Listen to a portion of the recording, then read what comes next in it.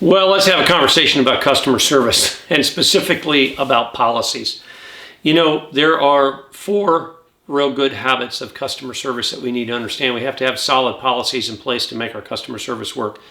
We need to have procedures that allow those policies to work, that are built around those. So the policy has to have a procedure to it. We have to have a recovery method. What do we do when we make a mistake or when a perceived mistake is made? We need to have that built into the plan. We need to train our employees. We need to empower them to actually execute. So training, empowerment, policy, and recovery are the 4 habits. Let's have a little conversation around policies for just a minute. Policies are designed, keep this in mind, never for the customer. Never. Never. Policies are designed for the company. They're designed to keep the company, or to keep something bad from happening, usually. There's usually something that we're trying to avoid happening. We don't want this to happen. We don't want that to happen. We have a return policy. We have, because a return policy, we'll take a product back for a certain amount of time and then we stop taking it back.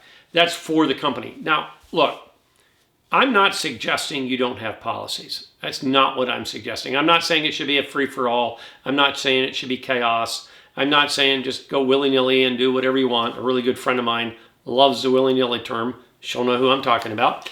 Anyway, I'm not suggesting we do that for sure. That's not the case.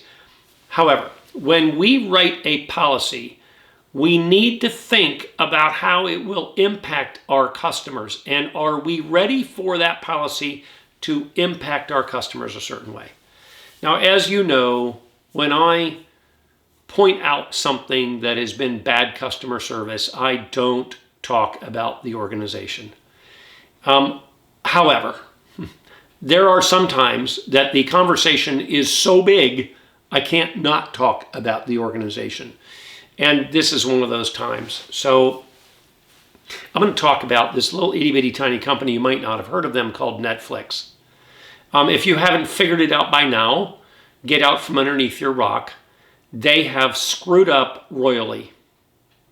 They have jerked around and come out with draconian policies, and it is clear to me they have not had one single thought about how these will impact their customers and how their customers will respond to these policies. Look, I get it. People are using passwords and sharing them, and they're losing out on revenue. I completely get what they're trying to get accomplished. And boy, some of the things that they're doing to get that accomplished are absolutely, completely not with anything even close to customer service in mind, not even remotely concerned with it. It's been a massive fail. You have failed, Netflix. You have screwed it up. Now, you'll really show if you're a decent company if you fix it. They're already starting to, as I heard in the news yesterday, walk back some of these things because it was, oh, gee, our customers didn't like it. Really? Newsflash, they have things called focus groups. They have things like ask your friends in the checkout line, hey, what would you think if, 5 seconds of research probably would have answered some of these questions. But this has been a massive fail on their part on the customer service side. I'm not suggesting they don't change their policies. I'm not suggesting they don't fight for every dollar that's due to them. I'm completely okay with that. But they have gotten a little bit ridiculous about it. And they need to fix it. So they now are in recovery mode, or at least I hope they are, because if they're not, it's going to cause them problems. They even came around and said, yeah, we're going to lose some customers over this, so what? Okay, fine. There are better ways to do that, and you have failed at those better ways. You have just failed massively. So again, I really loathe the idea of talking about an individual company, but sometimes it is impossible for me to talk about the failure and not talk about the company, especially when the failure is like dominating the news.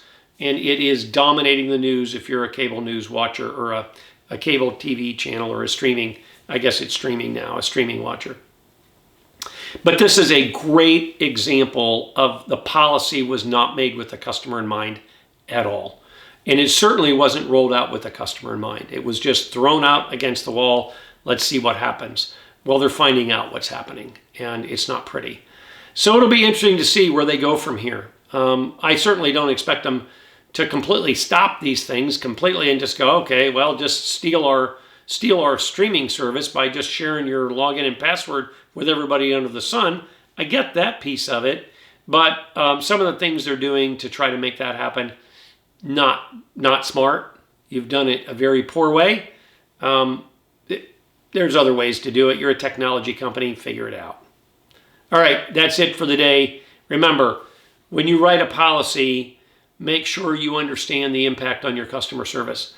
And that impact could be on your employees. Sometimes we have policies, not of the customer, but of the employee, that keeps the employee from giving a really great customer service experience. So really think about that.